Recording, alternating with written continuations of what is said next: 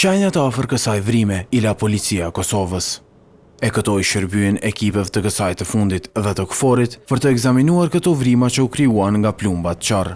Ata përfunduan këto tek restorani Hamz Ladrovcit në Slatin mesditën e së mërkurës. Pronari u befasua nga madhësia e fishekëve. Sa pjesën sa ti ka godit plumri, edhe kur i me kemi kërku plumin në përsallë, kemi zirë plumin atje të pjesa mes dy shtyllave aty.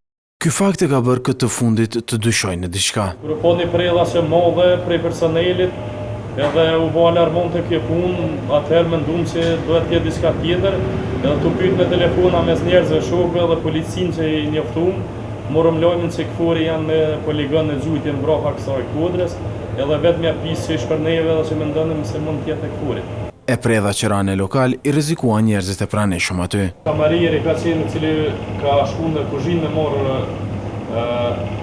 shërbimin të cilin ka pas për klishterin, në atë moment ai ka qëllu në këtë vend. Edhe kur u shbo goditja nga prej edhe ajve që ka pyet se ka di që ka ndodhe ka i në kuzhinë. Një nga dy predha që erdhen nga qielli e goditën zhveshtoren që shërben për vizitorët e pishinës. Ofër me njerë ka qenë djali jam, me një polë mështeri cili ka qenë me grunë me fëmijët e vetë 2 apo 3 fëmijë, edhe prej goditjes krismes ta në frigujën 3.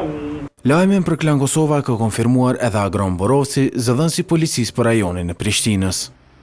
Ky fundit i tha Klanit përmes telefonit se rasti është cilësuar si shkaktim i rrezikut të përgjithshëm. Sipas tij, ekipet e policisë kanë ekzaminuar vendin e ngjarjes dhe kanë marrë 2 predha të rëna në lokalin Mondial Park, të cilat gjithashtu do të ekzaminohen. E zyrtarët e KFOR-it bën me dije se për këtë rast mund të deklarohen tek në ditët në vazhdim.